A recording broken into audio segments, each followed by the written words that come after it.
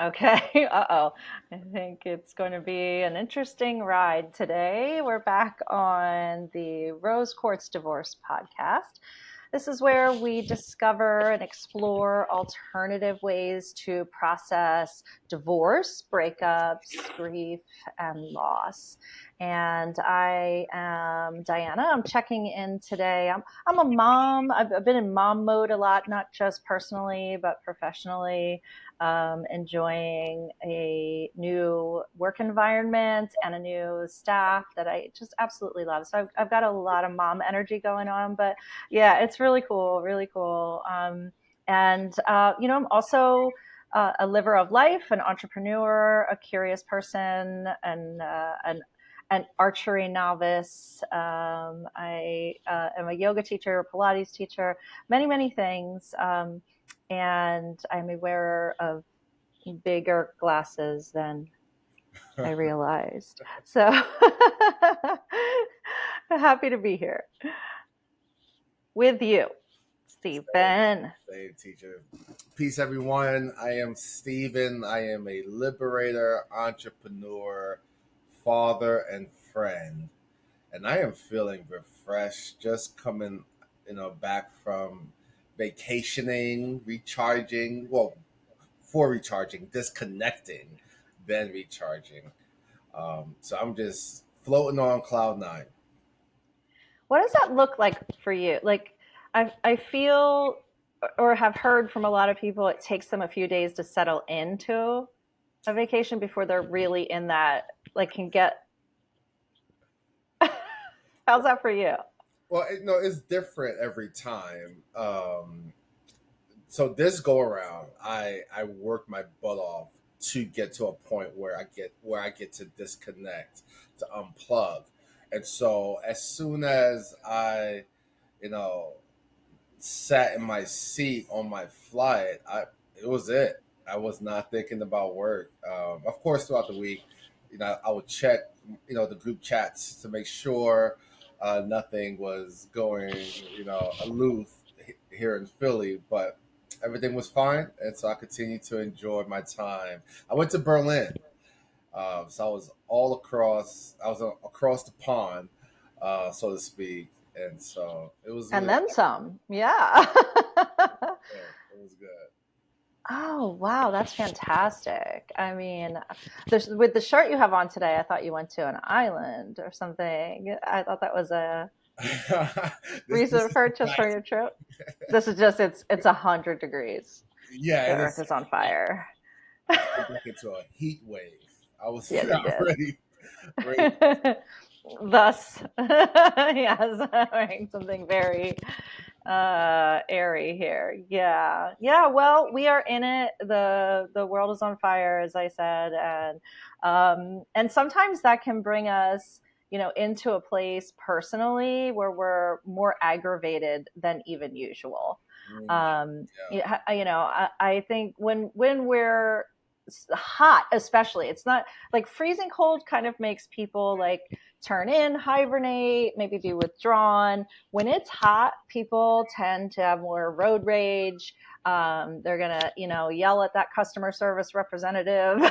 They're, it's we're literally heated, right? And I think that can happen at home too. So I wanted to, acknowledge that for anyone. Listen, if you were just hot today and you need to apologize to your partner, like you were just overheated, like in a literal sense, that's okay to go ahead and do that and to, just be aware of those things. Like, yeah, it's really difficult to get around. Like your car is hot, the pavement is hot, your shoes are melting, your workplace is freezing cold.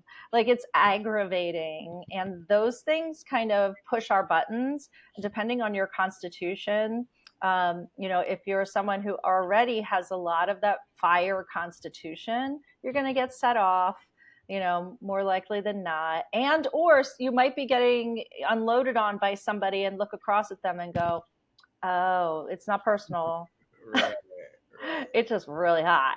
Yeah. Like, so, but along those lines, I wanted to talk today a little more about why we stay in situations that are unhappy, unhealthy, and why we leave.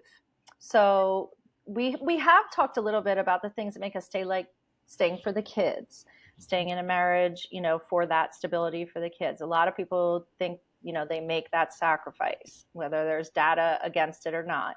But I think also it would be nice for us to transition into the conversation of why we leave. Yeah. What is that? Is there a moment where you have to leave, or what is that decision like? And I really want to reach out to people at this point. Please go to our website. This is something we need to hear from other people about. Sure. We can give our experiences, but it would be more helpful for everyone listening to hear from other people about their reasoning. What was it that actually made you leave? Yeah. Yeah, for sure. We would love to hear your experience with that. I know for me, um, I was one of those folks who were trying to remain married for the sake of the children. And my kid's mother, she was aware of that. She knew that I did not want to be married any longer anymore, but I was willing to stay in the marriage and figure out a way for us to coexist, just so that I could still be in the home and co-parent. And you know, she rightfully advocated for a loving marriage, and if that wasn't what I was able to offer her, then we might as well get a divorce. And I pleaded again because I was focused on the children.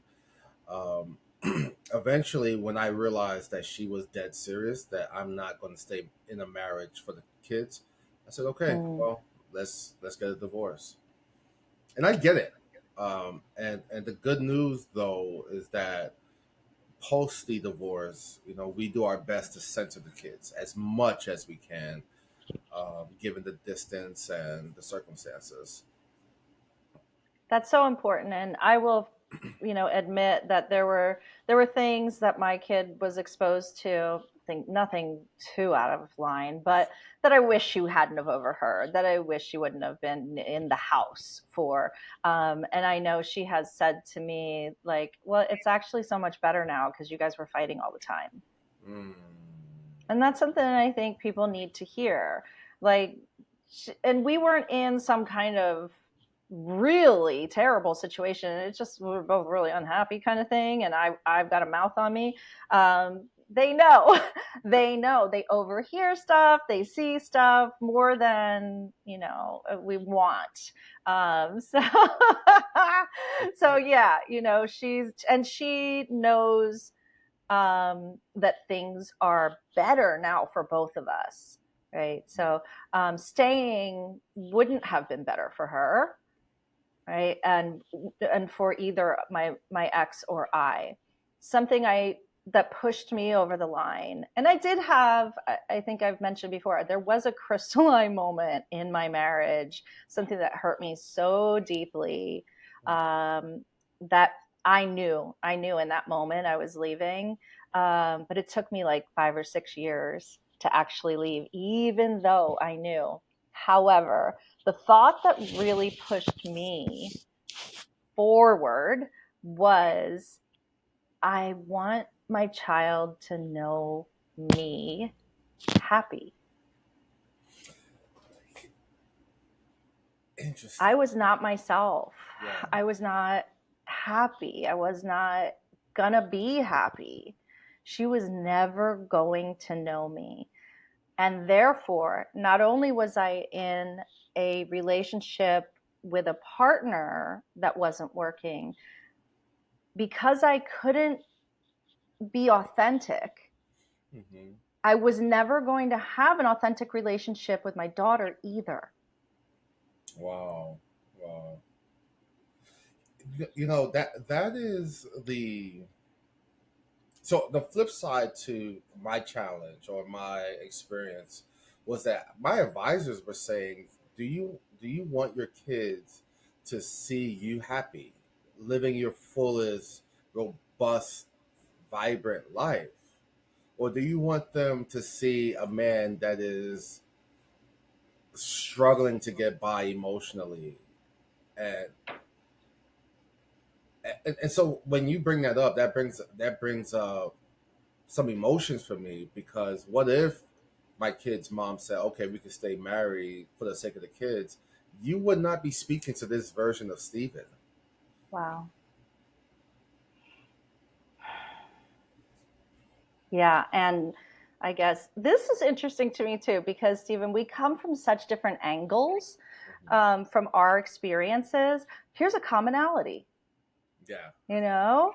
yeah, Here's a commonality. And it's interesting that it's the thing that people say the most. We're staying for the kids. We're going to wait till they're a certain age. mhm, Where, and yet, this is a commonality between the two of us where we are getting to have a different relationship with our kids right, where they get to know us instead of the other timeline, all right, that could have happened where they would have known, for me, I'll say, a very empty version of myself, a colorless, um, grinding it out kind of version of myself. And if anyone has caught on or knows me, uh, I'm pretty effervescent. I'm just gonna say,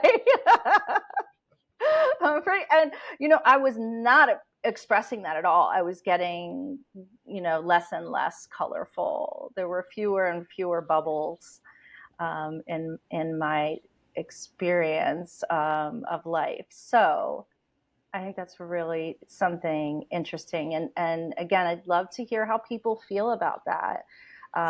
If you go to rosequartzdivorce.com, you can write to us there. And my dog is chiming in. Can you hear him? He agrees. But I just think, again, what we're doing is reframing things, giving a different take, um, and that's a different take for sure, for sure. And I on and staying for the we kids. we identify, and forgive me if I'm speaking for yourself, but I suspect that you'll agree with this, that we get those who find themselves in these really difficult positions. Like if you decide to stay married for the sake of your children, no judgment. I think we get it. We may not advise it. I ain't gonna lie to you. I am happy. I am happy. Uh, but I get it for those who say, "I'm going to stay married for the sake of our shared kids." And to my parents, please forgive me, but I suspect that if my parents might have gotten a divorce, my dad and possibly mom probably would have lived happier lives. I When I look at my parents, they don't look very happy all the time. At least for the most of my upbringing, they they they didn't live with a sense of vibrancy. At least I didn't see it. Um, so I just kind of wonder if they would have gotten a divorce, would have they been happier in life? Sorry, Sometimes I had to I yeah, had to mute myself because of these dogs. So no worries, no I worries. have a puppy. She's learning. Okay. I wonder how many of us would look back at our parents and think, God, he was such a grump, or she always was complaining, and that's Yes, sort of that did I was just good. too Like close to home? my dad was so quiet, so shut out to life and the world, and my mom was always yelling and complaining. And so my sister and I were always outside. We did not want to be home. Right. I mean, yeah, I think that if sorry, I just stuttered so much. If it's not happy and healthy, then we turn into versions of ourselves that we don't want to be. Right. Just to survive. Oh my I'm gosh, not hold on. surviving anymore. I am living. And so to my future partner, if she's not complimenting my life, my frequency, then I don't want it. I don't want to be miserable. I don't want to be sad and just making it emotionally. I want to live a vibrant, happy life, D. Yeah, dude, that's what I'm talking about. That's what I was thinking that whole time, was just like, my daughter doesn't even know how like weird and fun I am because I wasn't. This is wild. Exactly. I'm cool. I think I'm a cool person. Well, it begs to differ, but Yeah, she was never going to know. She was never going to know all of that because I just didn't feel comfortable being myself, Mhm. And I bet a lot of people can relate to that. And I also thought it would be interesting to bring this conversation into the yoga world for a moment, and take into advisement the yamas and niyamas. Mhm. Right. So the yamas and niyamas, um, they're the restraints and the observances in yoga. So I'll go over them like kind of quickly, but the thing what I like about the yamas and niyamas most, they're kind of like, in every good tradition of study, of self-study, of reflection, of, all of that, even religion, there are tenets to live by, right? And the golden rules kind of thing. They cross over a lot of things. So this is for everyone. This is not like how to do triangle pose or something like that. Okay, okay. But the yamas, the restraints, they're kind of they're outward facing, and they're how you interact in society.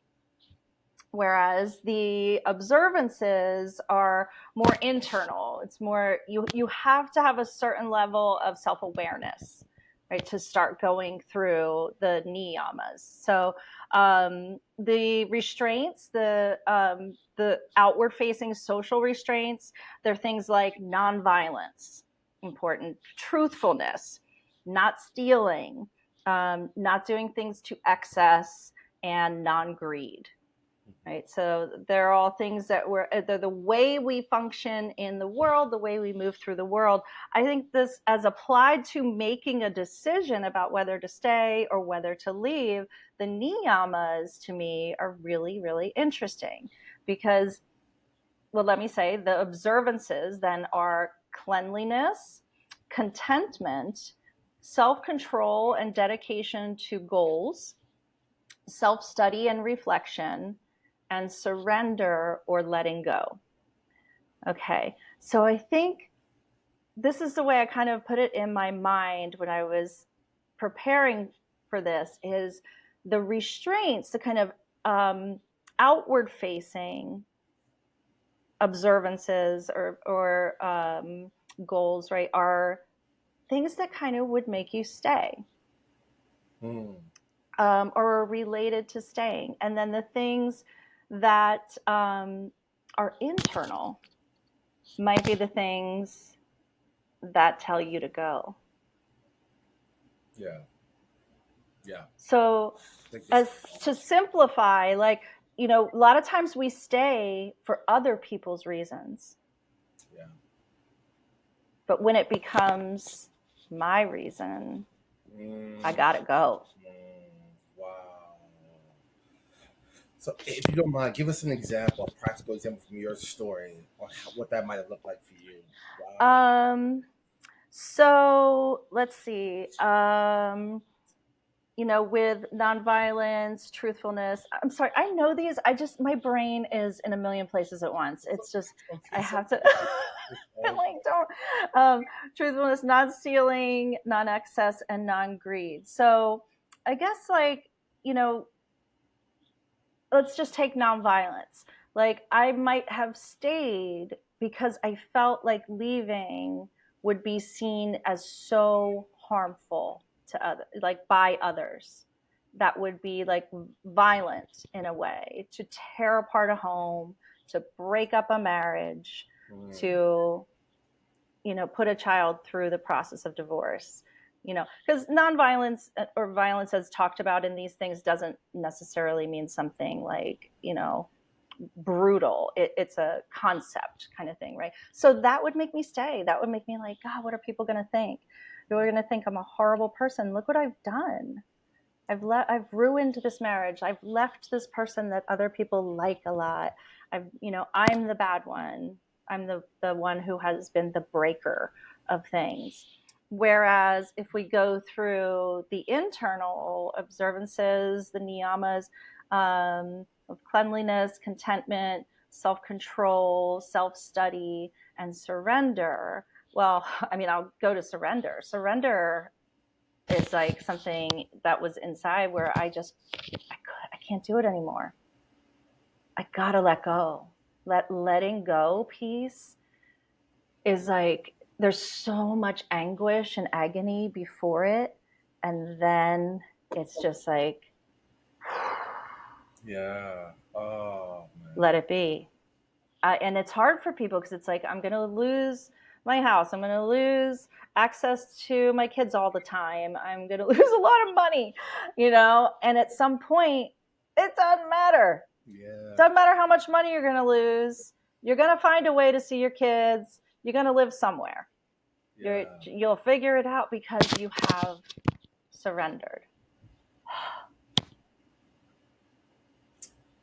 I think your vulnerability is helping someone right now.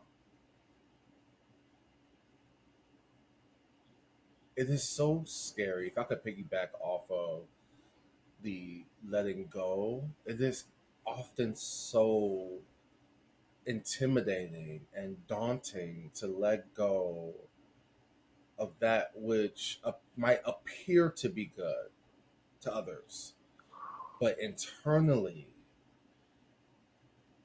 your soul, your very being is crying out to you, and no one can see it. No one in the world can see what's happening on the inside. They only judge and respond to the external factors. Like you said, letting go of a good guy that everyone likes, and no disrespect to him. Letting go of the money, the house, the reputation, or putting your reputation on the line. And everyone, often, folks will critique or respond to the external ideals, what they're able to see, leaving little to no consideration to the internal challenges and costs it takes to either stay or leave.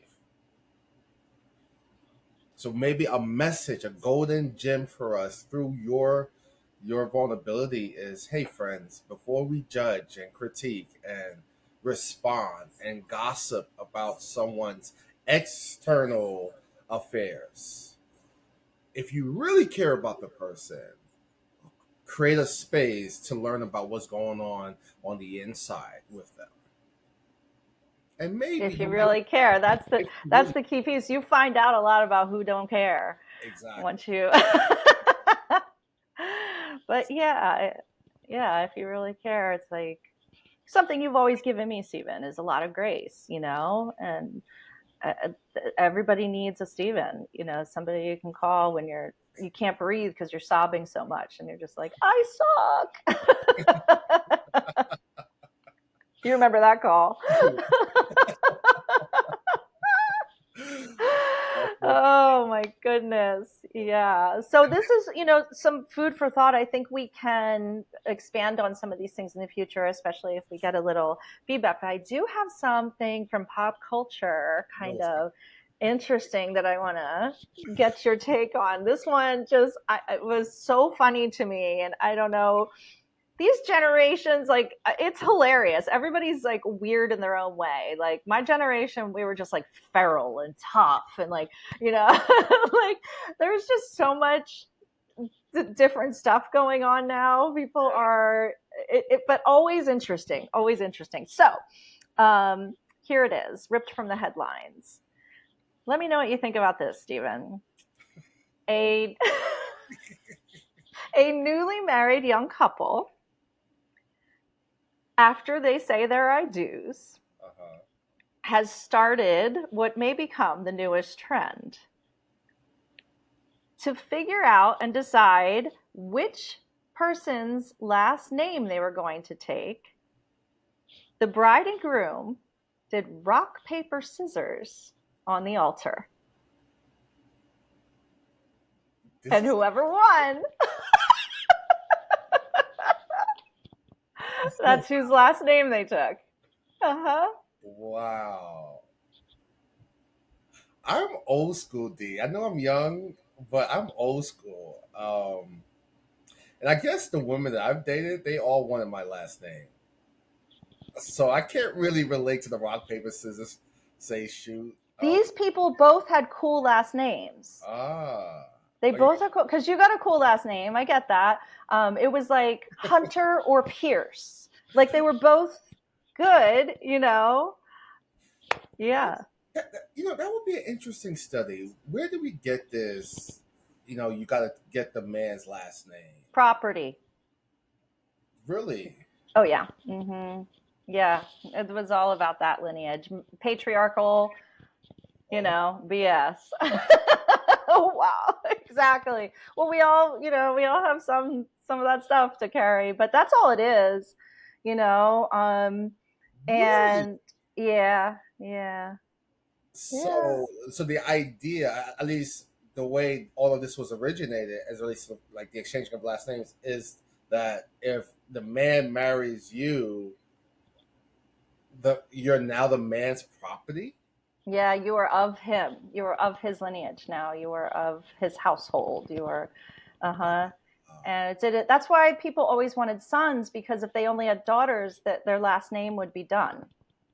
It would, as they married their daughters off, there would be no more of that last name. So it was always like, oh my God, we got to have a son. We got to have a son, for that last name to carry on.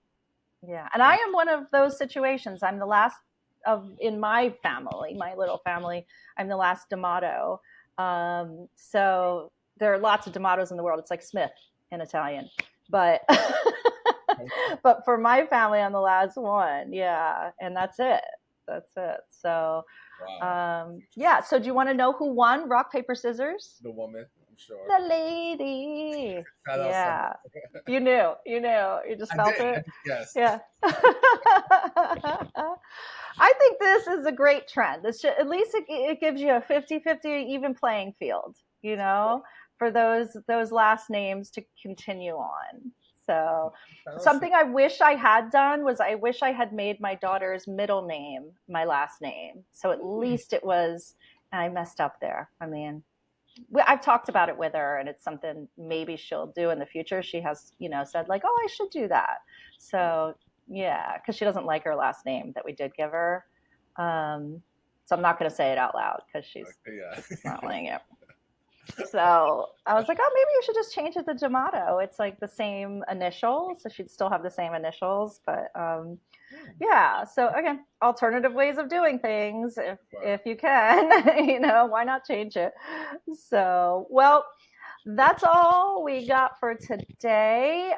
Thank you all for tuning in. Please tell a friend, give us a like, do all the things that you can do to get the word out. And we appreciate you so much for listening. Also, my friend Joshua Bright for the music, which, boy, I'm no editor. It has been so hard for me to get the music right. So I hope it's been coming through. That was the biggest challenge for me, was hooking that music in. I don't know why. It is so good. And Joshua has lots of music out under Joshua Bright and also under Plant Sounds Official. So with that, I will be signing off and getting back to my wonderful day job. How about you, Stephen? back to work I go. Bunch of emails coming in, I'm sure. That's how we do. That's how we do. All right, everybody. Be Peace. well. Peace. Love you so much. Love you too, teacher. Bye.